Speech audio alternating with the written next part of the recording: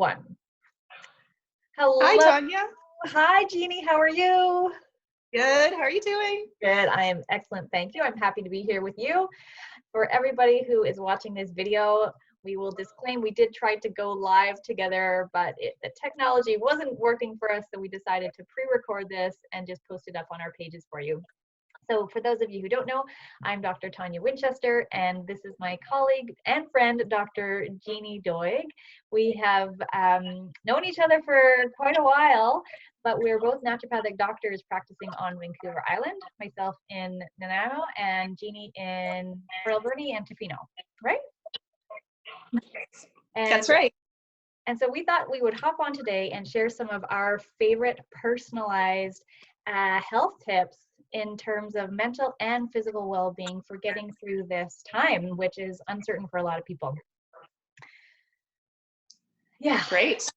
I'm excited. So Tanya, I'm going to start asking you a question first. Okay. I'm going to ask you, what is your most important sanity tip to stay positive during self-isolation? Oh, that's awesome, because then that keyword being positive, right? Because there can be a real tendency right now to allow your thoughts to spiral out into fear, anxiety, worry. There are so many unanswered questions right now. So pulling my thoughts back into a positive place is really key. And I do that in 3 main ways. So first, as soon as I wake up, I spend about 15 to 20 minutes in meditation, and I'm just focusing on my breathing often. So I will really pay attention to my breath coming into my nose and leaving through my mouth. And even if my thoughts do kind of start to drift into that more negative territory, I reel them back in and just come back to that breath. So that's that centering place for me. And I always like this question: what am I sure of right now? What is true right now? And I can make that such a small, my answer to that can be so small, which is just my breath. I can breathe right now. Great. So that's number one. Yeah. Yeah, it's basic, but it's really key. So number 2 is movement and making sure I'm staying active. So I do several different types of different body type or body weight exercises at home. And I'm usually walking for about an hour a day, maybe not all at once, but over the course of the day, maybe 2 to 3 different walks. And then number 3 is being at nature. So whether that is sitting in my backyard, just listening to the birds, or watching the wind in the trees, or heading to the ocean and watching the waves, really connecting to just being outside, breathing fresh air. And those are 3 really key things for me right now. Yeah. What about, I'm going to ask you that same question. Yeah, I mean, a lot of the things you said resonate with me. I think one of the most challenging things for me right now is staying grounded. I just feel like there's just so much happening all at once and so many challenges to deal with every day. I mean, all these little things, like, where is my package? How come it hasn't arrived in 2 weeks?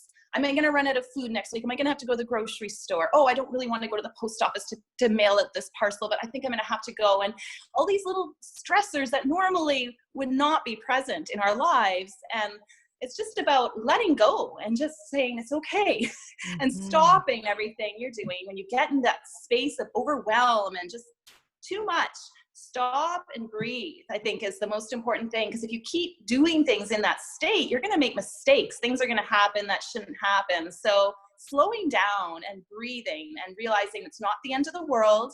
We will get through this, and just being present. Mm-hmm.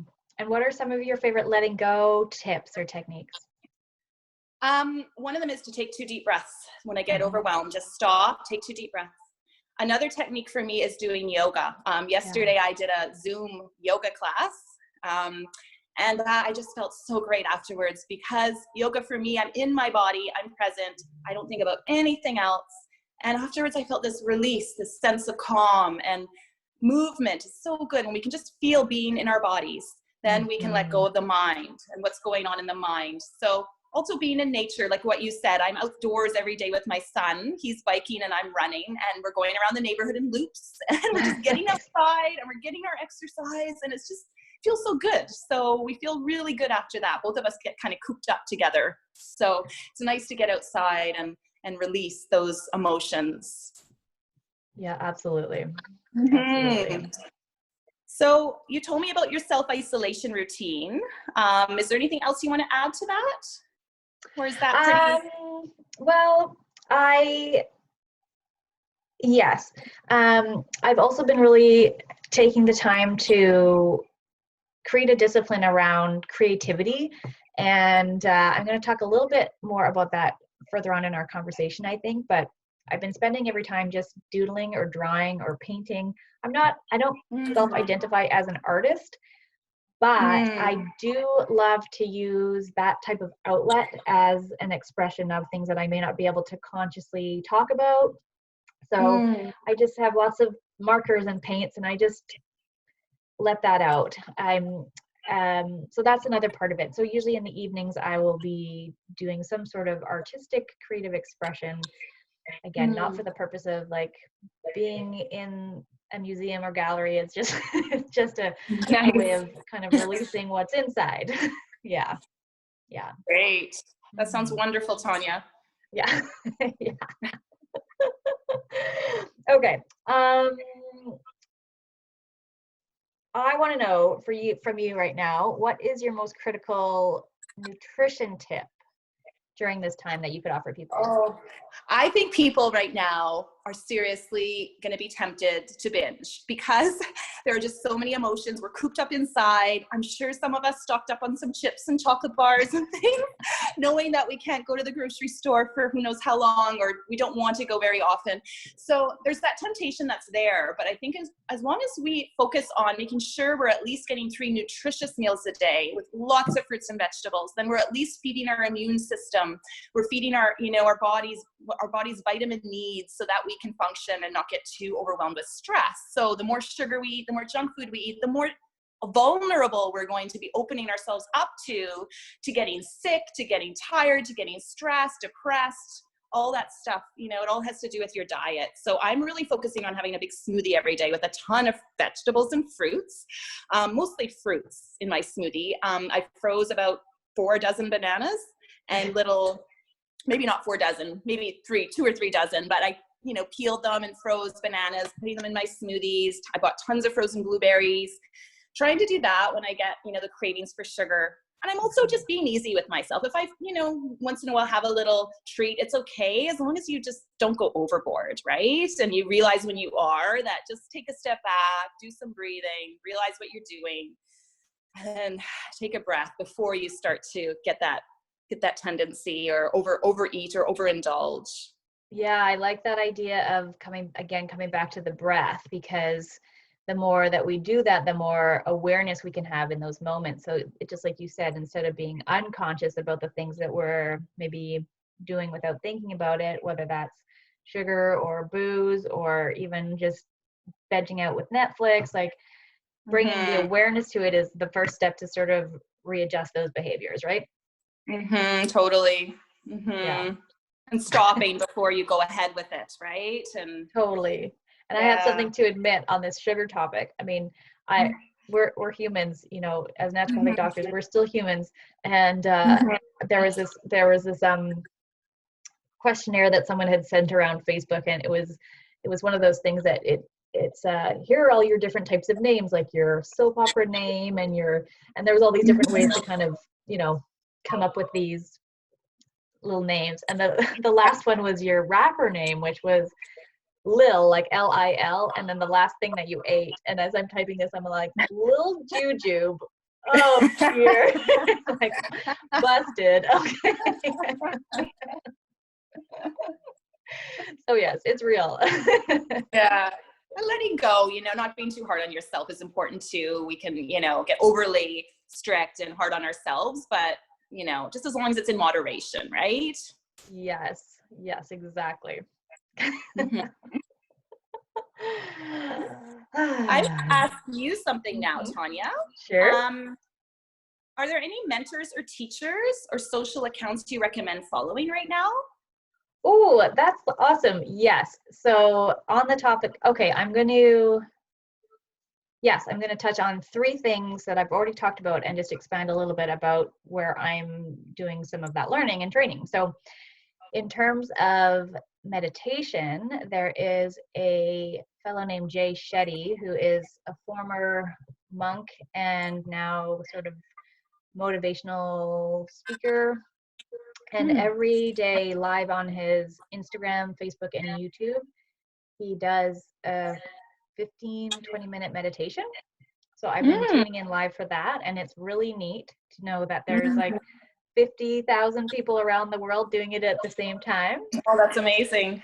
So cool. And he's got this really gentle voice, and every day it's been a different meditation, a visualization style meditation. So he takes you on a bit of a journey.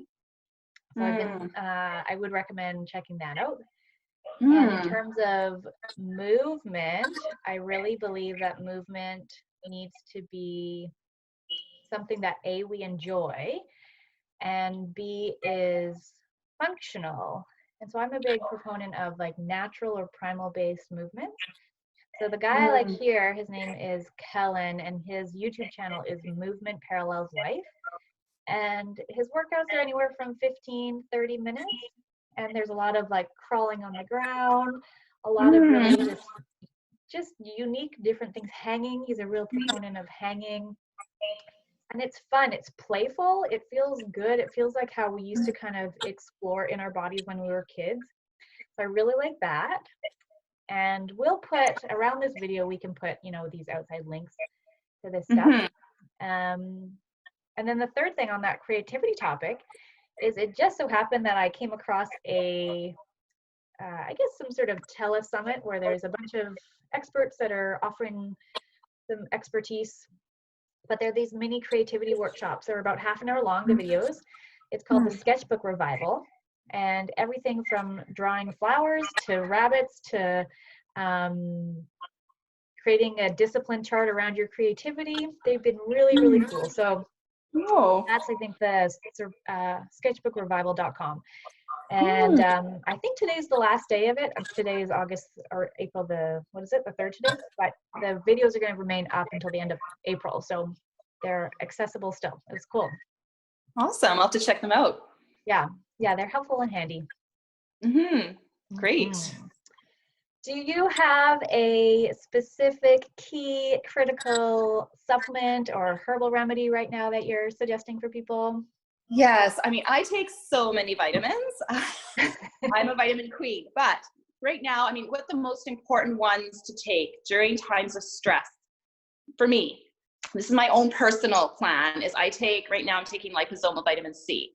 I like this one. I hold it in my mouth for 30 seconds. It tastes really nice. So what it does is it absorbs better than regular vitamin C, and I can take more of it without getting gut issues. So I can up my C because when you're stressed or run down, C helps feed your cortisol so that you don't get burnt out. Just because there is so much going on right now, people are probably feeling pretty run down.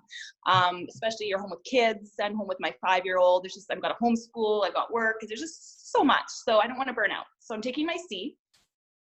As well, it boosts your white blood cell count. So I don't want to get sick right now. I've got a lot going on. I want to boost my immune system. So I am taking my C, lots of it. The other one I'm doing is licorice root. I love my licorice root. Now, this cannot be taken if you have high blood pressure. And this is not something I recommend for anyone with borderline high blood pressure. But if you've got normal blood pressure or low blood pressure, this is a wonderful herb. It is also really good for the adrenals. So it will boost that cortisol up so you don't get burnt out. It's also a great antiviral. It also lowers blood sugars. So it's great all around. It makes me feel really good. It gives me energy. So I love my licorice root as well. Those are my 2 favorites right now out of the realm of vitamins. Yeah, so many. I know. There is. Yeah, I just wanted to narrow it down to a few. Tanya, what is the thing that you're most grateful for during this time? Okay. Well, I'm going to say 2 things on there. It seems like they're polar opposites. But one is nature. Nature is my greatest teacher and my greatest sanctuary. And I live in the middle of the forest in Yellow Point. Nice. I'm so grateful that I can just open a window right now and hear probably 8 different birds singing. That is like so important right now as part of that sanity plan. And then the second thing that I am so grateful for right now is technology. So we have the opposite. because I mean, without technology, we wouldn't be connecting. We wouldn't be able to connect with our patients via telemedicine. We wouldn't be able to access these resources that we just talked about. So in this time of physical distancing, we have access to stay connected so we don't have to be socially distancing. That's great. I agree. What about you? What would you say you're most grateful for right now? I'm actually grateful for all of this extra time. I mean, in some ways we're busier, but in more ways than not, I think we have more time because we're not going places. So all that time driving here, driving there, taking my kids to activities, driving to school, driving to work, that's all opened up. And I really want to use this time in a valuable manner and not waste it away. So I mean, I want to write that book I've always wanted to write. You know, if you want to play an instrument, this is your time now to do those things that you normally never have time for. And I just want to be grateful for that and accept that and embrace that. So using this as an opportunity to grow as people or in our profession and our career, start that new business you've been wanting to start. Like there's so much opportunity with this time we're given.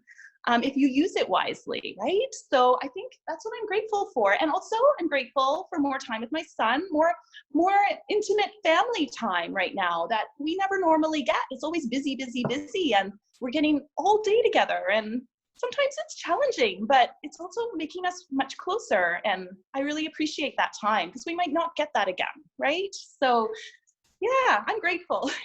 Yeah, I think you touched on some really key things. Like what I've been saying is this is almost it's a call home. Literally, we're called home to our houses, but it's a calling home to our hearts, and it's an opportunity to really reprioritize. You know, what's important, what means something, Exactly. what matters, right? What matters. Awesome. So true. Well, it has been absolutely a pleasure to chat with you today. We will be doing this again. Yes, for sure. Awesome. Love it. So thank you all for watching. And if you have any questions for us, just leave them in the comments below this video and we will get back to you as soon as we can.